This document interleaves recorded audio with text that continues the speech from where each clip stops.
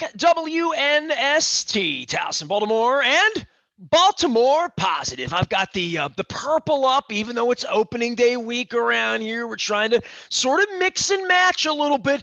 Luke, after a year down with the plague, even a guy that doesn't like lacrosse wanted some lacrosse, right? Or some horse racing or some golf or some azaleas or some championships over the weekend or whatever.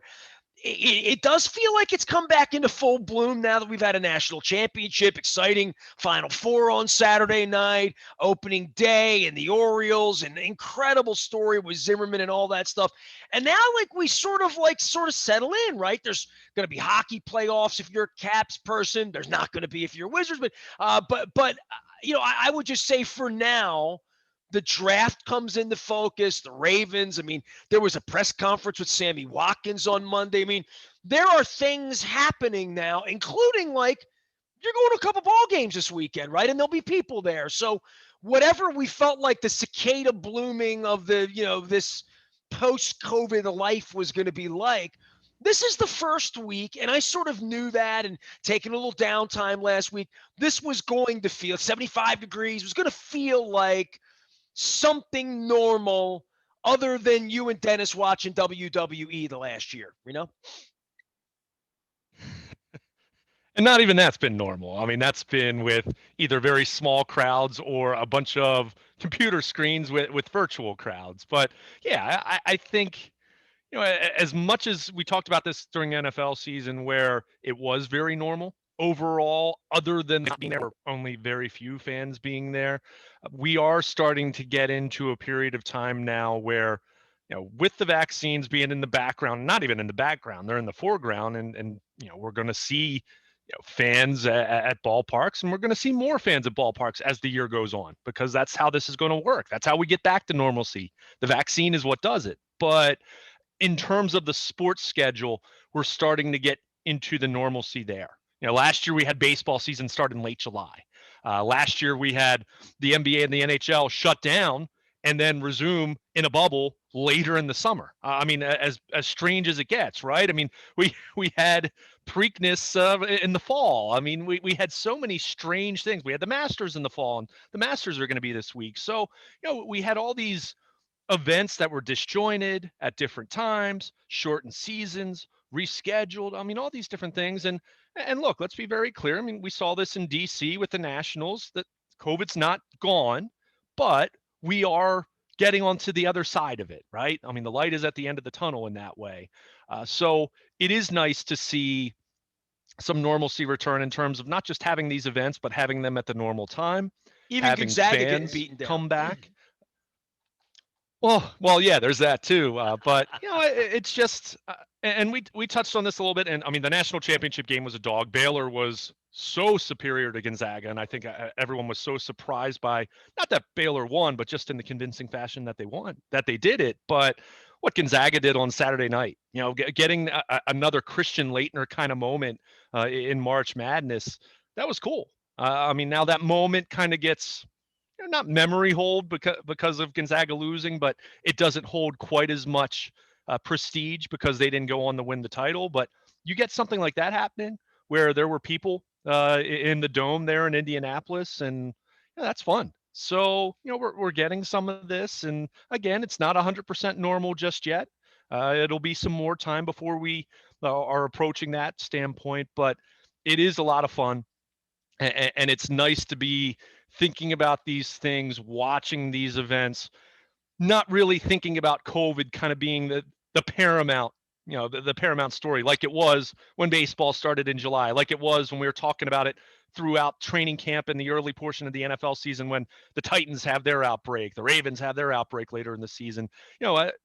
Again, understanding that's not over yet, but it feels like the focus is really shifting much more toward the sports themselves once again. And for a sports fan, that's a beautiful thing. Well, I guess for us, opening day comes. I'm wearing my Pizza John's gear. I've kind of kissed off the fact that I'm going to get a ticket, right? We talked about this the other day. if I get a ticket, if somebody has a ticket, please invite me. I'll come. I'll be part of your pod. I'll wear a mask. I'll do all that cool stuff. I will not spend $10 on beer. I will not. Sorry, Leslie. Sorry. But either way, I would just say this. If I don't make it to a game this week, next week, I've started to sort of I'm doing this crab cake thing, and I'm meeting the coolest people. By the way, if you don't see the Daryl Davis piece at Baltimore Positive, I'm going to start like completely cross promoting all of the stuff that's going on. But AVAM has an event going on virtually this week about love and togetherness and bringing people together. It's a guy that worked with the KKK to bring people out of the KKK to find love. It's an unbelievable story, but he's a musician and he told a Springsteen Chuck Berry story from Cole Fieldhouse. So there's your Terps angle for everybody out there. But, I'm putting these cool stories together, and I'm thinking about people I'm going to have crab cakes with when this is over with, people that I'm going to go have a meal with or spend time with other than on Zoom. Like Marty Conway was on. We were talking about the All-Star game and the Atlanta pullout and all those things that you and I could be talking about. You and I spent some time with Sammy Watkins, right? So there's going to be some football stuff. So I'm thinking about what draft night's going to look like. And there's not going to be a party or this or that, but what are the things that I'm going to do? And I'm thinking, if I'm going to a ball game, I'm going to want to go with like people, who am I going to want to go to a ball game with? And I've started to sort of, come out of this phase of thinking like, all right, where's the next sports event I'm going to go to? What's the next concert I'm going to go to? Because I never thought of my life that there would be a year and a half of my life where that wouldn't happen, right? So for me, baseball has it's been a nice little thing. I've been watching every night. I think you know that. I'm online sort of ambiently, whether it's good or whether it's bad. That's sort of the gateway drug to getting sort of roped back into Zimmerman has two ends at the end.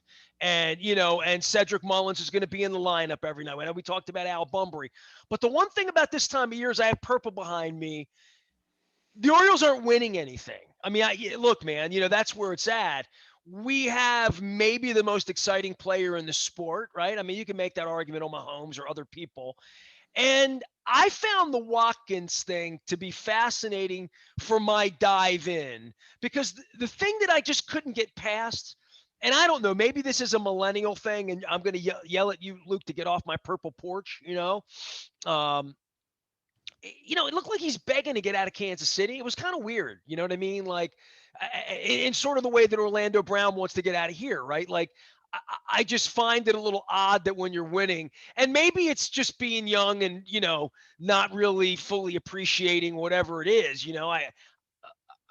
I found that to be the most bizarre part of it. I mean, I hope the kid does well. I mean, the Ravens believe in him. Everybody in the league believed in him at one point. Rex Ryan believed in him at one point. And the line of questioning's all appropriate. I thought he did a nice job. It's a Zoom interview. He at least looked like he wanted to be there. I'll give you that, which is a step ahead of Earl Thomas and Aubrey Huff and a bunch of other guys that came in here and swept it and took some money and ran off, Yeah,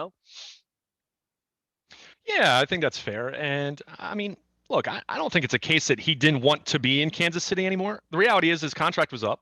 He signed a 3-year, $48 million contract 3 years ago to be in Kansas City. And you've seen the numbers. Yeah, man. He wasn't a $16 million player there for the lack of availability alone. And even when he was on the field, you have Travis Kelce, you have Tyreek Hill, you have Mahomes throwing to the backs out of the backfield, you have McCole Hardman. I mean, you had so when many you different. pay that kind of dough, we've never really invested in a wide receiver like that, right? Like literally. And if Sure. we ever did, in this offense, I mean, I don't know, but in general, that's a level of expectation that's almost, if you don't catch 90, you were no good, right?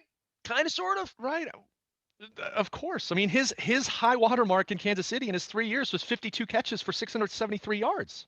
I mean, that's Marquise Brown. That's Marquise Brown put up bigger numbers The than that. word I would use is pedestrian. Yeah, I mean, and that's where it is. And to be clear, that's why he was available in a 1-year contract, nearly 2 full weeks into free agency, and that's why he's the guy that came to the Ravens. Whereas Juju Smith-Schuster looks at it, 1-year deal.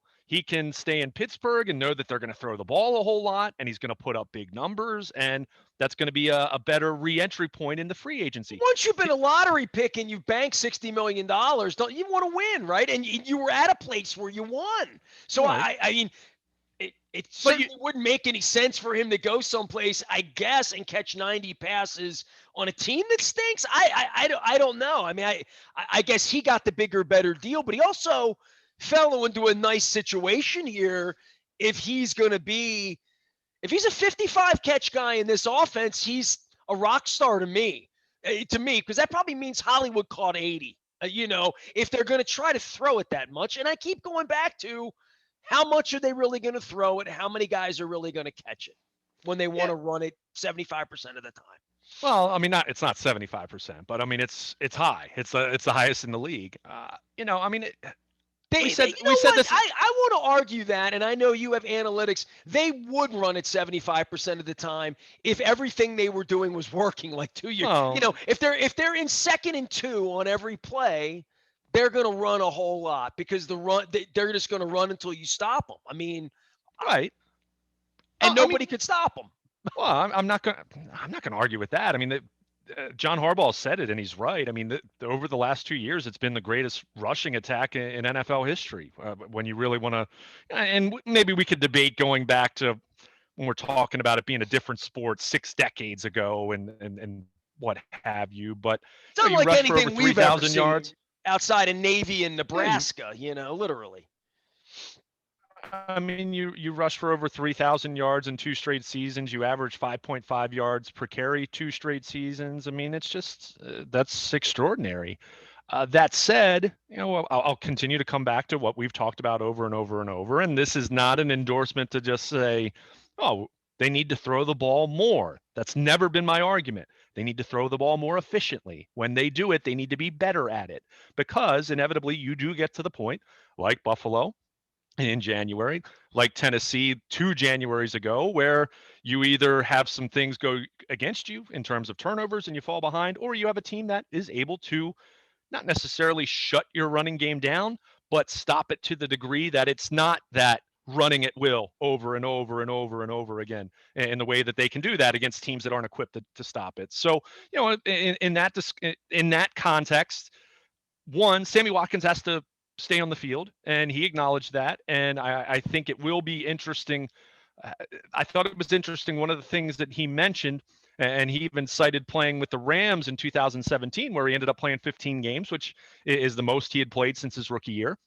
He talked about the fact that coaches need to protect him from himself sometimes. He's the kind of guy who doesn't really know anything but one speed, 100%. And he said that he's the kind of guy that probably needs some vet days to keep himself from wearing down, to keep himself from those soft tissue injuries. I mean, and John Harbaugh, I mean, we've seen it for well over a decade now of guys getting veteran days. Now, Sammy Watkins going to be entering his age 28 season, so you're not talking about a really young guy, but we're not talking about someone who age-wise is one of the oldest players in the league or anything like that. So how do you protect him? Do you give him a vet day every week? Do you give him 2 practices on, 1 off during training camp with the idea of keeping him healthy? I mean, this is a guy who's had foot issues, which those are, it's one thing to talk about hamstrings and calves, quad injuries, groin injuries.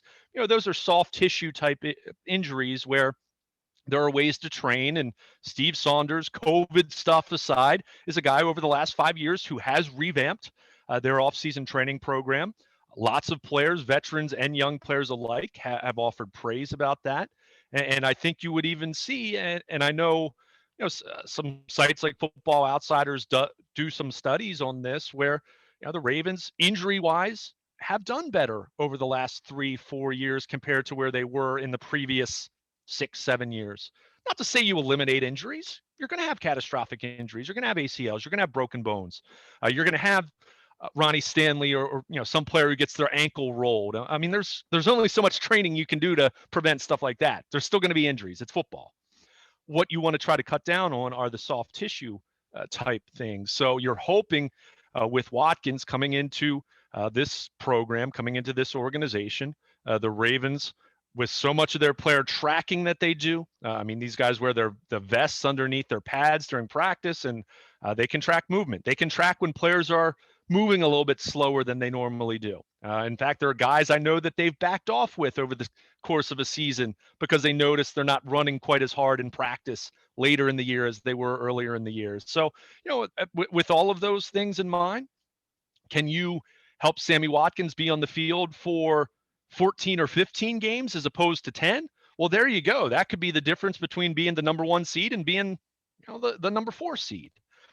Can that be the difference of him being healthy come January, where he's played some big games for Kansas City in the past? It could be. So, there's plenty of reason for caution, and taking pause and knowing that he's played more than 10 games just twice in the last 5 years. I mean, that's just reality. And guys that are hurt tend to stay hurt when they get older. It doesn't tend to improve.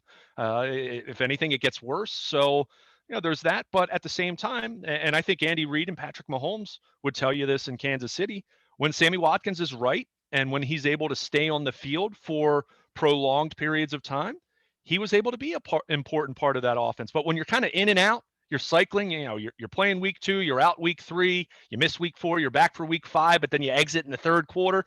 You get to a point where even when you're out there, you haven't built that chemistry, you haven't built that rapport with the rest of your offense, whether you're talking your quarterback or just the overall flow of the offense. Well, the organization can't count on you, right? I mean, and that's from right. the standpoint here, we've had such a long line of Brashad Perrymans and guys that in name it's fine, in practice it's fine, in August it's fine.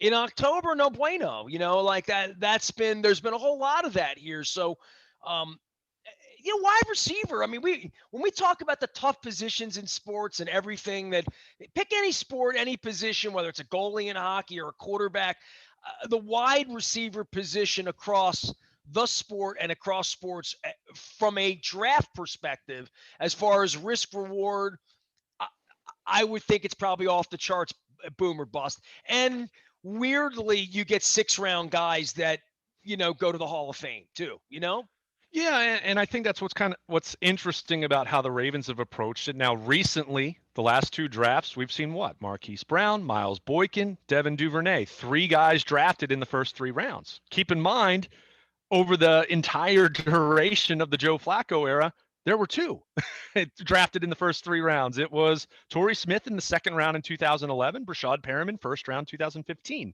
So we've clearly seen a shift in terms of using some early draft capital that they weren't necessarily prepared to do in the past. And you just mentioned it. I think a lot of that does have to do with, you can find wide receivers later on in the draft. However, you're still talking about it in terms of from a probability standpoint. That's still a low proposition. You're still far more likely to hit on a first rounder than drafting a wide receiver in the 6th round. Now, there's still so much unpredictability there that it makes it tough. But for the longest time, and this is where I would kind of go nuts, I'd hear people try to make an argument and say, well, the Ravens have drafted X number of guys. Well, yeah, but they were all day 3 guys. And when you have that, when you don't necessarily have a reputation for, and I'm not knocking the wide receivers coach, this could be talking about the scouting department and the coaching staff over the years, talking over a long period of time, you haven't really developed a ton of guys. That's where those late round flyers feel like, you're not talking about just like a scratch off probability of winning. You're talking about, Powerball, where you're talking about a multi-state lottery where, the payoff can be great, but you have such a small chance of winning that. So, that's where it has been interesting to see the last couple of years. They have invested more meaningful draft capital. I think they had to, and we will see how this plays out. I've said all along, I'd be lying to you if I'm overly excited about the Sammy Watkins acquisition. I'm just not. The lack of availability being a big thing for me, because that's just that's tough. I mean, when you're not on the field consistently, it's really tough to build the kind of rapport that we're talking about, where you're not getting a lot of volume. So you have to be that much more precise when you do throw the football. So, but if they can figure out a way, and he can figure out a way to be on the field more consistently, then yeah, I think he can help them. I'll say this, going back to what I was just mentioning with the draft, signing Sammy Watkins to a 1-year deal should not in any way alter their plans as it relates to the draft and looking at this group of wide receivers in this draft class. That's like last year, very highly regarded. So I would not at all be surprised, and I would give my full endorsement to drafting a wide receiver in the first round. Is there as much urgency to do that and to force that in the first round after you get Sammy Watkins? No. Now you can look at it and say, okay, round 2, round 3, depending on how the board stacks up, and we don't know. I mean, we're still a few weeks away from even getting to the draft. A lot can change between now and then. And when you're picking late in the first round, you don't know what players are going to be there.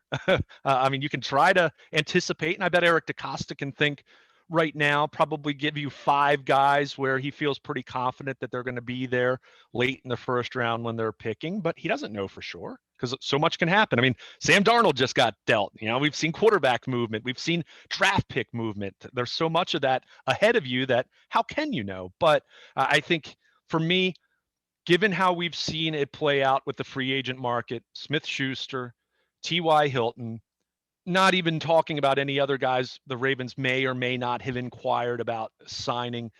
We know there's reluctance there. They just have to I live think with this that. is as good as they were going to do. And if he's a bust, it is what it is. I mean, my expectations aren't like that. My expectations are more fair to middling and a guy that maybe suits the offense and wants to block and has something to prove. And yeah, I mean, a guy that's brittle blocking probably doesn't make any sense to me. sure, but I would also contest though that you can find lots of wide receivers to block that you don't have to pay $5 million to. I mean, you need them to do more than that. I mean, there's no question about that, and the this Ravens know offense, you that. better block. Yeah, well, again, that's part of it, but you can go sign a receiver for $1 million if he's a good blocker but can't catch the football. I mean, that's my point. So we'll see how it plays out.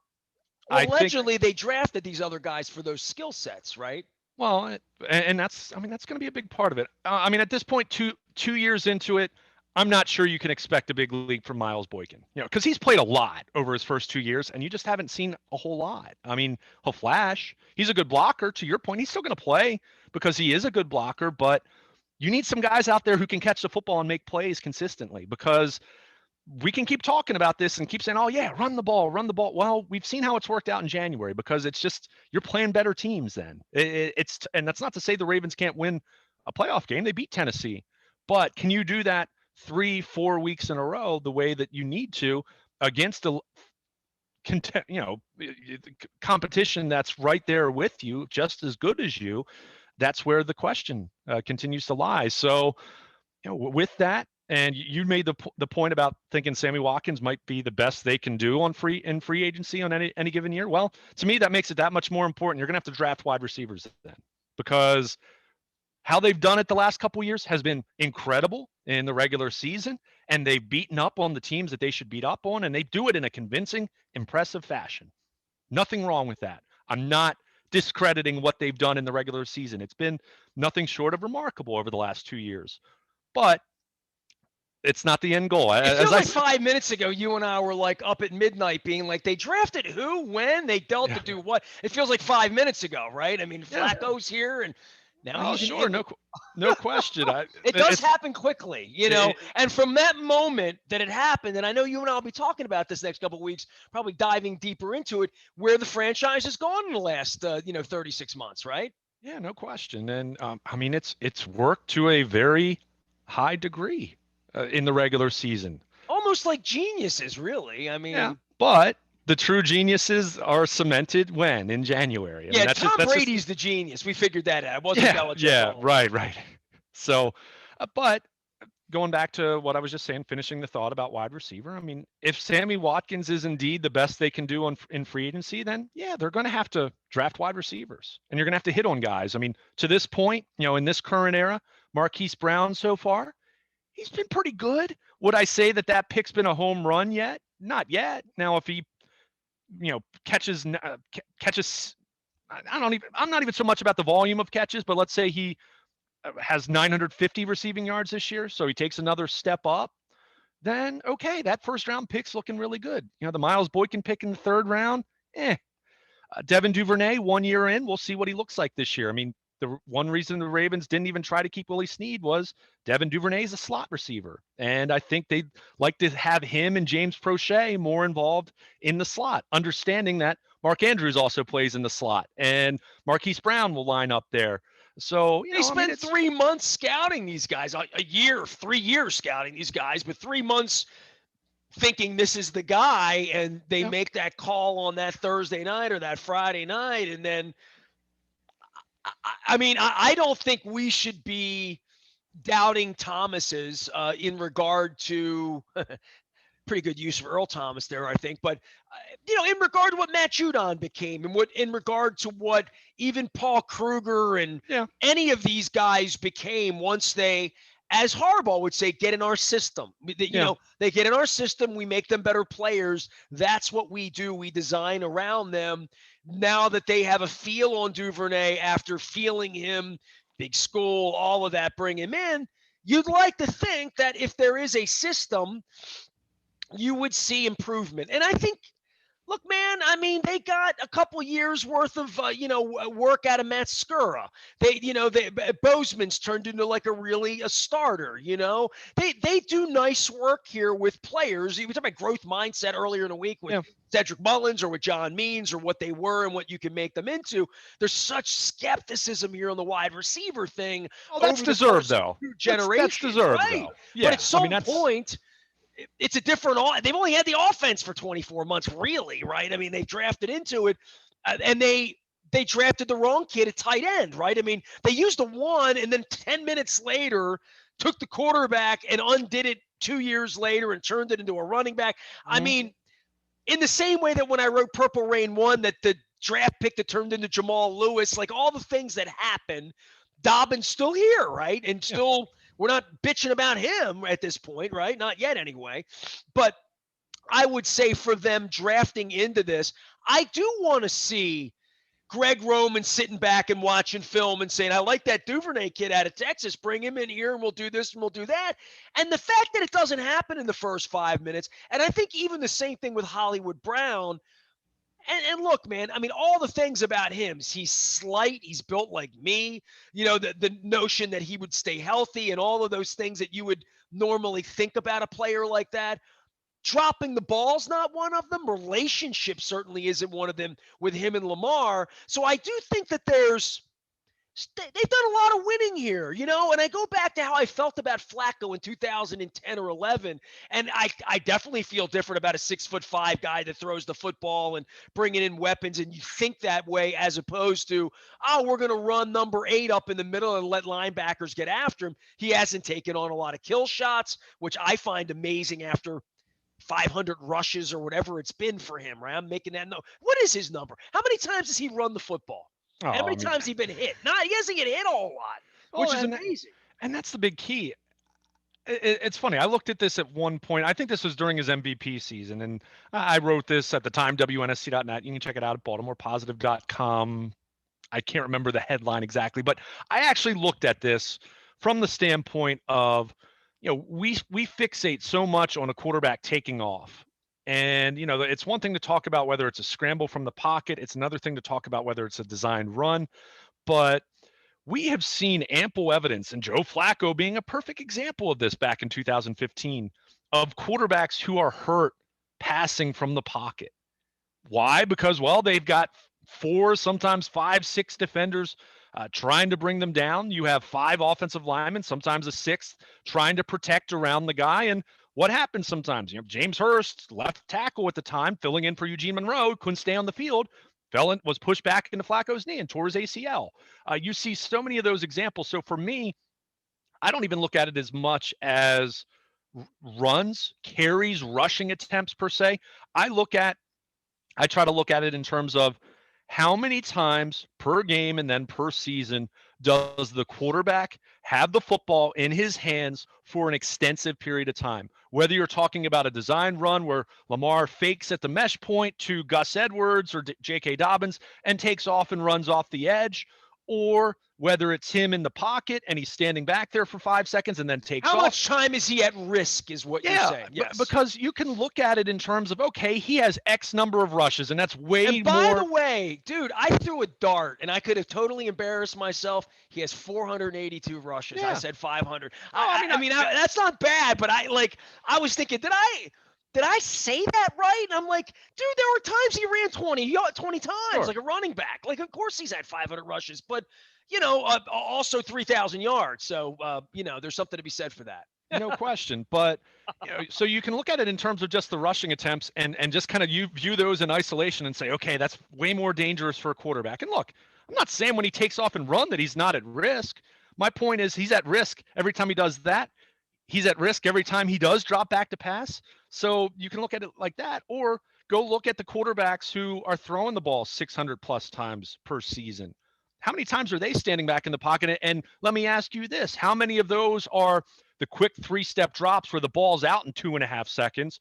And how many of those are the guys that are holding the ball for 5-6 seconds and not helping their offensive line by getting the ball away, or the receivers aren't getting open? Well, that's the difference between Drew Brees, who's in ball games every week and throwing the ball 52 times because that's the way they play, as opposed to Vinny Testaverde here, and that's a bad example, where you're playing from behind by 3 touchdowns and you're just going bombs away because you suck. I mean, half the teams in the league suck, right? So at the end of the game, they're chucking and ducking and trying to get back into a ball game. I think it's a whole – that's why the statistical part of it, I'm never as enamored with raw stats because they tend to lie a lot in football in that way.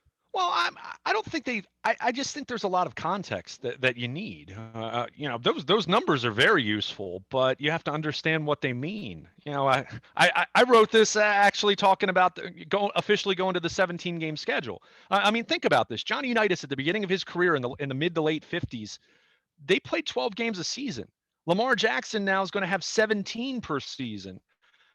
Think about that. I mean, that would be like baseball going from 154 games back in the first half of more than the first half of the 20th century, and suddenly now they're playing 220 games per season. I mean, so even just looking at it on that very simplistic level, we need context with statistics. I mean, looking at single season records, I mean, we've talked about that. A 4,000 yard passing season 30 years ago, that really meant something. Now that doesn't mean anything. A 4,000 yard passing season, big whoop. I mean, unless you're the Ravens, low volume type passing game, a 4,000 yard season, you almost need to have that to show that you're a.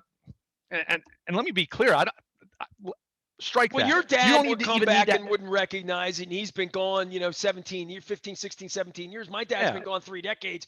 My dad, who grew up with, Sid Luckman, would, like it's a different sport, right? Like it's a video sport now.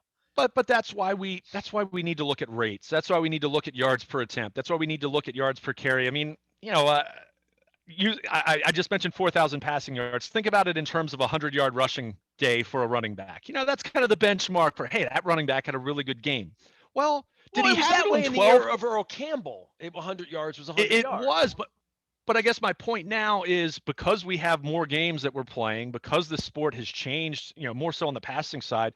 Did those 100 yards come because a guy had 12 or 13 carries and he busted a long one, or was it 100 yards where the team kind of running their head into the brick wall over and over and over? Yeah, he got 100 yards, but it was on 29 carries. That's not very efficient. That's not an overly impressive day for not necessarily the running back, but the team in general. That's not, I mean, if the Ravens, why the Ravens run works so well is not because they do it a lot. It's because they do it really well. I mean, this is what drove me nuts back in the Mark Trestman, Marty Morningwig days. People would say, well, the Ravens need to run the ball more. Well, really? Go look at the yards per carry and tell me that the solution there is to run it more. No, it's to run it better, to run more efficiently, to be more productive with the carries that you do have. It's the same thing with the passing attack. Yeah, you can have a quarterback drop back and throw it 50 times, but if he's averaging 6.5 yards per attempt, that's not a very productive passing game. So it's all about efficiency. That's why, again, I don't need to see Lamar Jackson throw for 4,000 yards. I don't. But I want to see this offense in its totality when they do throw be more efficient. And that's where they were 2 years ago. They were, so many people have been dwelling on, they were 32nd in passing yards per game. I've said over and over and over, I don't want to hear about that statistic anymore. What I do want to see better is their yards per attempt, which was middle of the pack when it was, I think, 12th in 2019. They're DVOA, Football Outsiders. Aaron Schatz, our good pal that we have on and talk to a few times a year. Who explains all of these things? They were first in passing efficiency 2 years ago. That's how efficient they were when they threw the ball. That was the year Lamar Jackson led the league in touchdown passes, despite the fact that in attempts he was way down on the list. They were wildly efficient that 2019 season. What happened last year? They fell to the middle of the pack. So it's efficiency. It's looking at rate. It's looking at context. And when you look at this Ravens offense, the running game is fantastic. 5.5 yards per carry, 3,000 yards, awesome.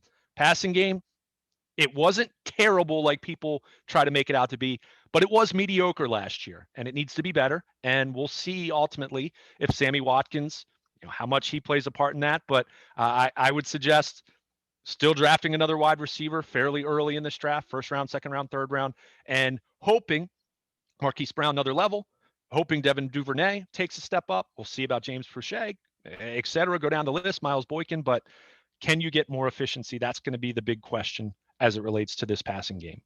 He is Baltimore Luke. Luke Jones, you can find him either here or there. And that's either, sometimes it's orange, sometimes it's purple. Certainly for opening day.